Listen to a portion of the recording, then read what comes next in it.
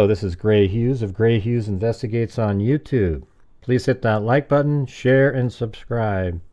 Today's video is regarding the Delphi case and the possibility, and I think it's actually a very strong possibility, that Abby and Libby were actually sent across that bridge prior to getting there, and they knew that they were supposed to go down the hill on the other side, maybe meet somebody under the bridge on the far side.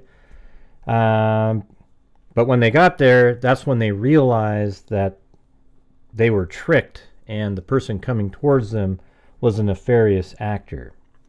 All right, so what we're going to do is go through some elements here that I think point to exactly that. And we'll start with a portion of an interview I did with Lieutenant Jerry Holman of the Indiana State Police. And we'll hear from him a few different times during this video, and you'll see what I'm talking about. I think it's absolutely incredible. Also keep in mind that Liberty German factory reset her phone about a week before the homicides. It's one of those things that we've always thought about. Was she trying to hide some sort of communication between herself, perhaps a catfishing account, told her, convinced her to factory reset her phone because, he didn't want to get in trouble, he's a little too old, etc. But the family members probably just tried to help her factory reset the phone and didn't know the real reason that it was being factory reset. So let's take a look at all of these elements in a row here, and you let me know what you think in the comments section. I think you'll find it very fascinating and intriguing, and I actually think there's a good possibility that there's a connection between various individuals in this case. All right, so let's get started on that right now. So you remember the three girls, they said that it looked like Bridge Guy, aka Richard Allen, had his head down, and looked like he was on a mission. And then Betsy Blair said it looked like he was waiting for somebody, but she wasn't that person, that Richard Allen was waiting for somebody. Do you think Richard Allen knew the girls were going to be there that day? I don't think none of the evidence that we have supports that. We do know that we believe that the girls were communicating with somebody else that they thought they may be meeting that day. But we don't have any evidence indicating that Richard Allen was planning on meeting those two girls that day.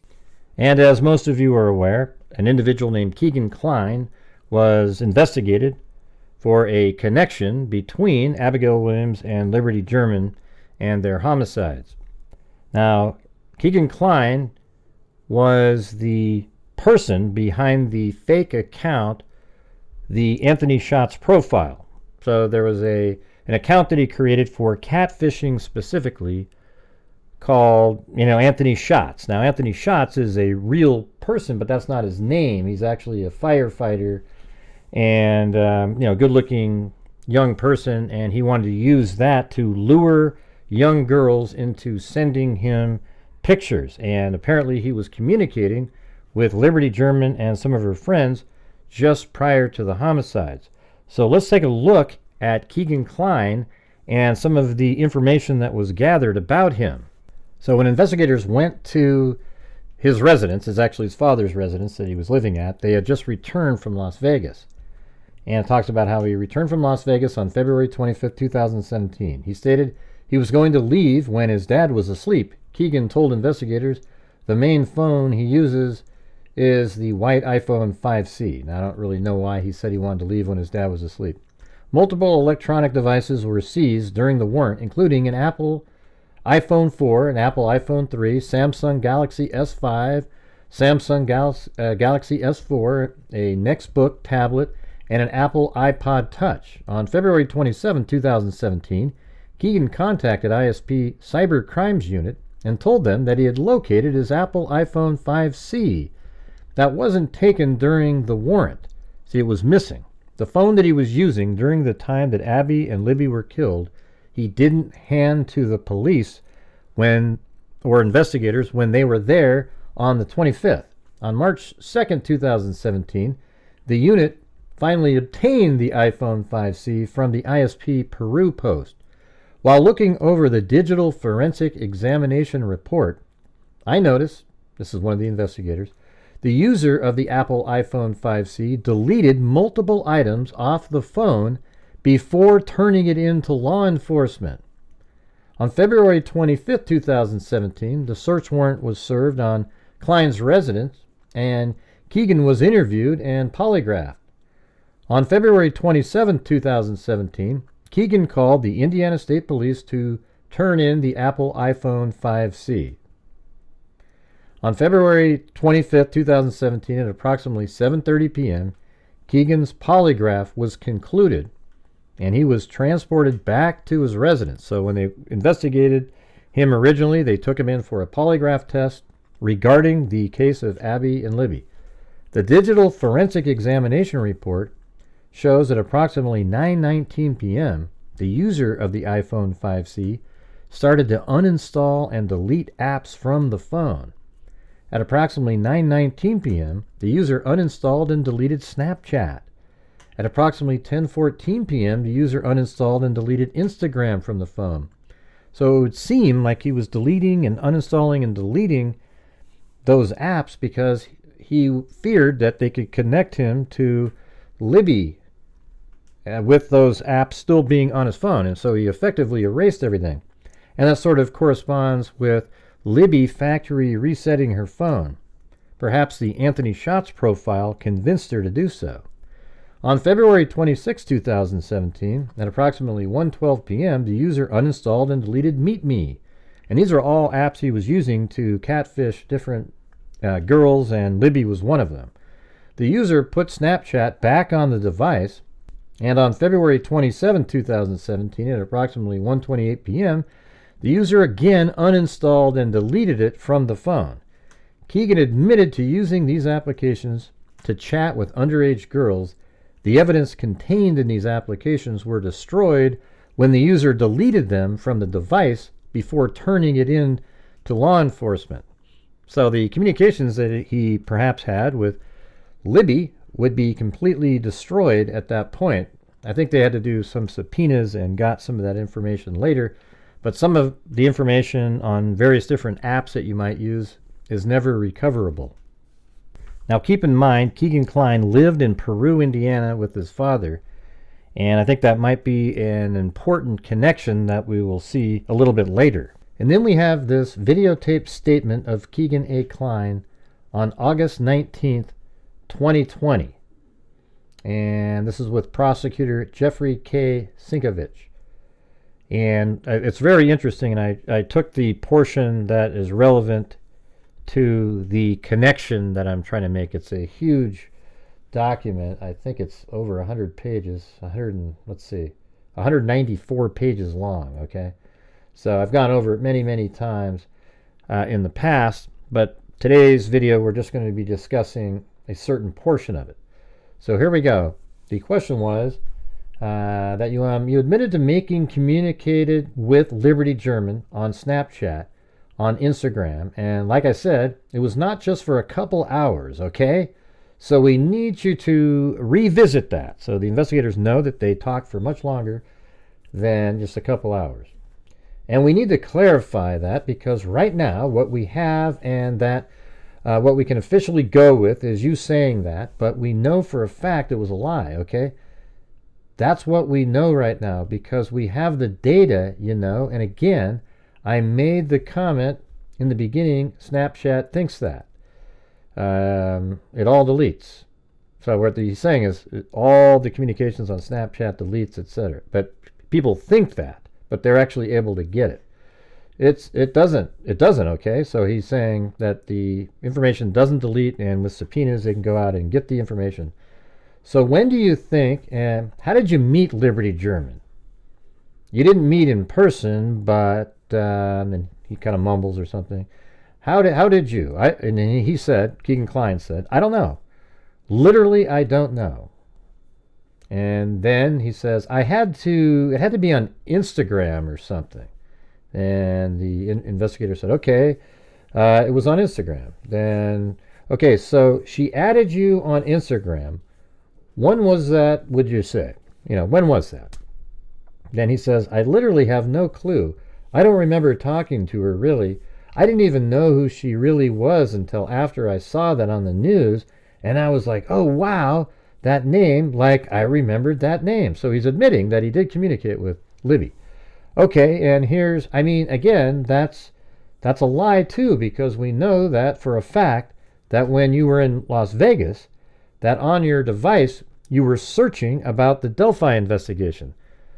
So one of those devices that we were just talking about in the previous section, they were able to find out that he was looking into the Delphi case almost the entire time he was in Las Vegas. She said, did you hear about Liberty German? You responded on Anthony Schatz. So this is one of Liberty German's friends. I cut out this part. I'm just, piecing it together. So one of Liberty German's friends also communicated with Anthony Schatz, and then the Anthony Schatz profile heard from that friend, and that friend said to Anthony Schatz, did you hear about Liberty German? And Anthony Schatz profile, which is actually Keegan Klein, responded, oh my God, what happened? And then the officer says, that's talking to someone about the two girls that were missing and then wound up dead. Right, I guess you're right, is what Keegan Klein said. Okay, same person or the girl that you were talking to says that Anthony Schatz was meeting up with Liberty German. So the friend said that Anthony Schatz was supposed to meet up with Liberty German. Same conversation of the, oh my God, what happened? Anthony Schatz says, yeah, we were supposed to meet, but she never showed up. So the Anthony Schatz profile is telling the friend, yeah, we were supposed to meet that day, meaning the day that they were killed, but they never showed up. All right, so right here we have this indication that one of Liberty's friends knows that the Anthony Schatz profile was supposed to meet up with Keegan Klein that day, and the Anthony Schatz profile even said back to her that he was supposed to meet her that day, but they never showed up. All right, so that's a connection right there. And then Keegan Klein was actually charged and put in prison for 40 years for his child exploitation, but he was never officially connected to the Delphi case in terms of the murders of Abby and Libby. He did communicate with Libby, but they were never able to officially connect him. I think it's very possible that Keegan Klein, using the Anthony Schatz profile, is responsible for the girls actually crossing the bridge and perhaps even deciding to go down the hill. So as we know, law enforcement was not able to make a direct tie between Keegan Klein and the killings of Abigail Williams and Liberty German. However, law enforcement does seem to believe that the girls were out there that day because of communicating with the Anthony Schatz profile, which Keegan Klein actually created. So you have indications that the girls perhaps were going to meet somebody else there that day? We believe that Anthony Schatz account was communicating with Liberty and some of her friends weeks up to this. So again, it's hard to, does evidence indicate that because of Snapchat and Kik and Musically and all those apps? We know they're communicating, but we don't see the actual text of them, some of them. Mm-hmm. So, but we have reasonable suspicion to believe that they may have thought that Anthony Schatz, that person might be out there. So isn't that interesting that law enforcement believes that the girls were out there because of communication between them and Anthony Schatz? However, they can't read a lot of the text because they were used on specific apps that destroy the text messages. So I guess is it possible then that Richard Allen saw some of this very same communication somehow?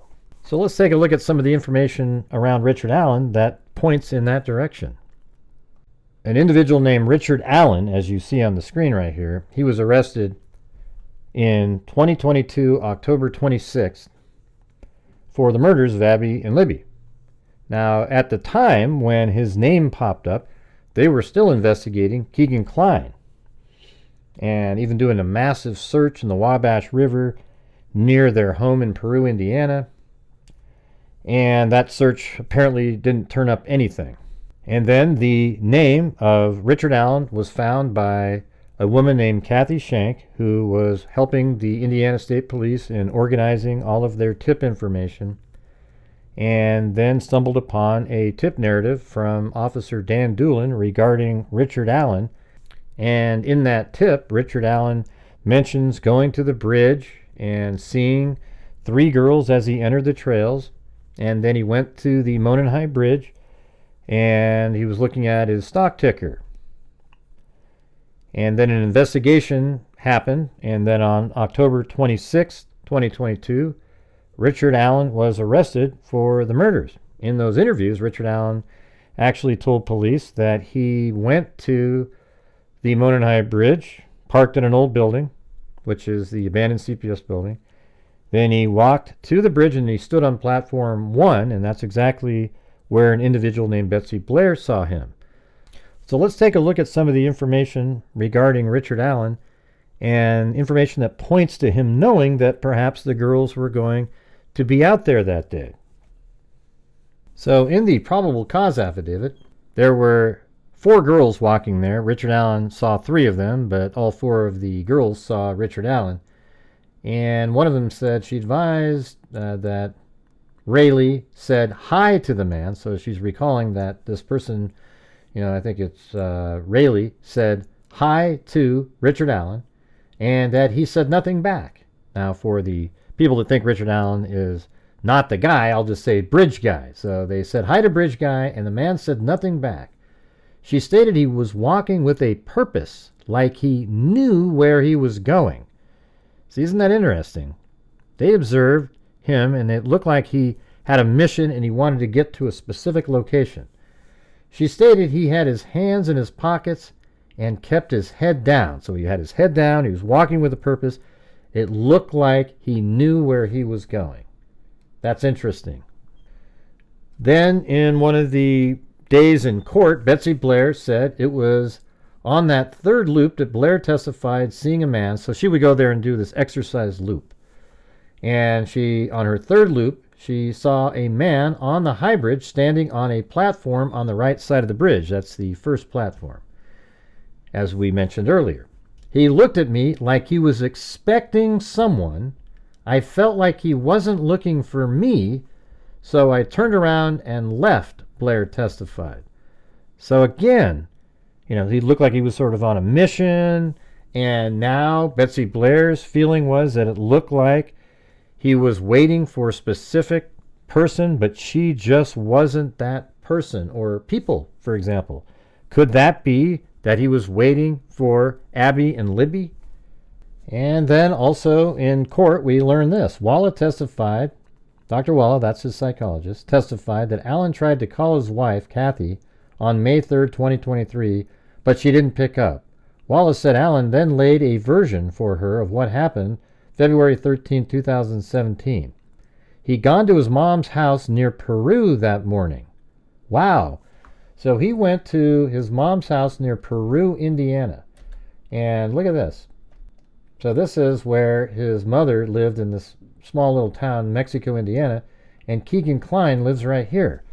So when he went there that morning, is it possible then that he somehow was given information that's not digitally discoverable of where Abby and Libby were going to be and where they were going when they got there? So it would make sense that he would be standing at the start of the bridge waiting for these girls, knowing that they're going to meet somebody on the other side and maybe down below the bridge. So once they come towards him, he knows that is his target, so he walks back down the trail a little bit and watches them, because they're committed to walking across the bridge and then perhaps going down the hill to be underneath the bridge. So that's really interesting that he goes to an area very close to where Keegan Klein and his father lived that very same morning. So I'll read that part again. He'd gone to his mom's house near Peru that morning, but decided not to stay for lunch. He bought a 6-pack of beer on the way home and drank 3. Well, where did he drink those 3 beers? A friend of mine stated maybe he drank those beers with Keegan Klein somewhere. We don't know. He bundled up and went to the Monenhigh Bridge Trail in Delphi. He saw Abby and Libby, followed them to the Monenhigh Bridge. And it's actually, I've heard other versions where he lied in wait and watched them. See, these are different articles out there. So he saw the girls, he lied in wait, and then followed them across the Monenhigh Bridge. He said he did something with his gun that made an unspent cartridge come out, later found by police at the crime scene. Wallace said he told her he intended to assault the girls, but he saw a van nearby which scared him and stopped that plan. He cut Abby and Libby's necks and made sure they were dead. He covered them with some branches and he left to continue living his life. She said Allen also went on to say that he made sure the girls were dead so they didn't suffer. Allen told her he also wanted to apologize to the girls' families. Wallen noted that Allen appeared to be relieved after he gave his confession. So when you read that and you hear what law enforcement believes, that Keegan Klein likely is why the girls were out there that day, then on the very same morning the girls were killed, Richard Allen drives to his mother's house near Peru, Indiana, and then where did he go after that? I mean, is there even evidence that he went to his mother's house? Do we have law enforcement records saying that he was there? Did his phone ping at his mom's house? But he admits to going there near Peru, Indiana. He actually says in Peru, Indiana, when he talks, because it's near there, but it's pretty interesting that Keegan Klein lives in Peru, Indiana. All right, now let's take a look at the 43-second video again.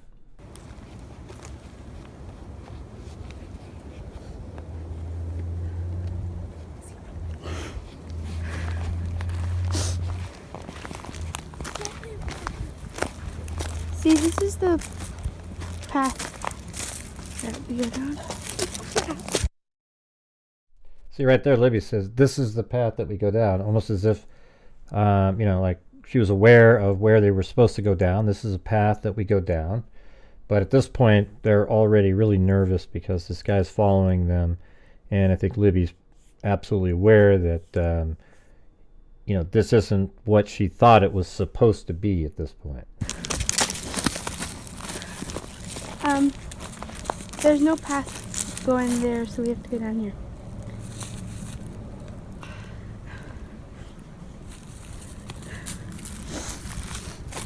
And now maybe she didn't want to go down there because that would make them even more vulnerable. So they just sort of waited, and then Richard Allen catches up to him. Hi. Yeah, and then he has them go down the hill, and they start going down the hill. But wow, doesn't this all just kind of make sense, everybody? That Keegan Klein, using the Anthony Shots profile, was communicating with Abby and Libby. He was supposed to meet up with them that day, and maybe perhaps had the girls cross the bridge and was going to meet them down below there because, he didn't want to be seen by anybody because he's a little bit older. So he tells the girls that.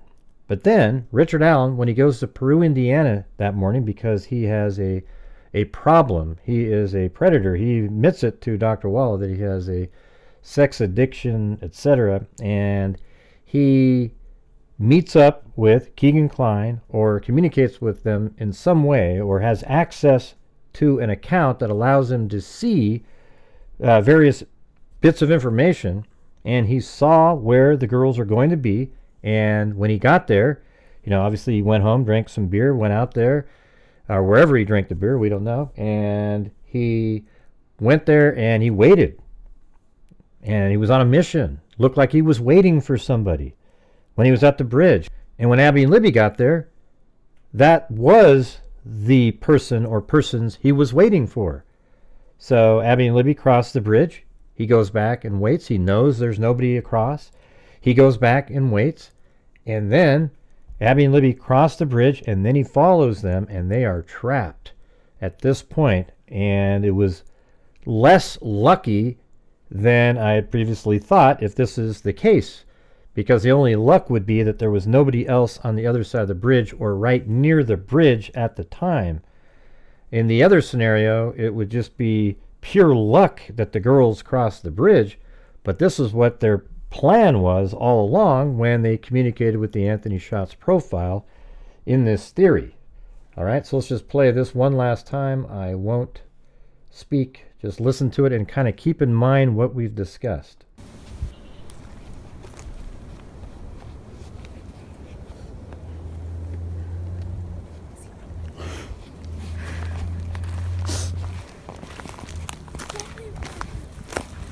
See, this is the path that we go down.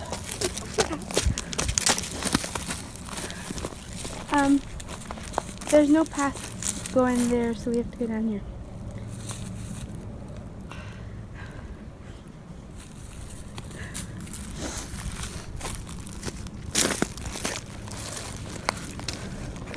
Hi.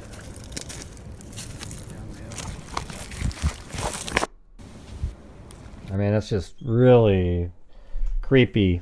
And if you put all these pieces together, I think it's really, really likely, actually, that the Anthony Shots profile communicated with Libby, and that's why they were going to go across the bridge and down the hill, and Richard Allen had access to that information somehow, but it's not provable, and Keegan Klein is not going to admit it because he'd be an accessory to the murders and have a much larger charge. So it's possible, had the person associated with Anthony Shots shown up there, there could have been two nefarious actors there. Or is it possible, I mean, you got to ask if it's possible that, you know, some analog way that Richard Allen found out that they were going to be there, and that's connected to maybe the Dropbox or something that Keegan Klein was associated with. But it's just an analog form that you guys can't discover. Right. Anything's possible, but we don't have any evidence indicating that. All right. Well, I hope you guys found this interesting. I mean, I actually get chills when I go over the information because it seems like it's something that actually happened. So I'd like to say thanks again for watching. If you could hit that like button, share the video, I would really appreciate it. And as I always say, until next time, be safe out there.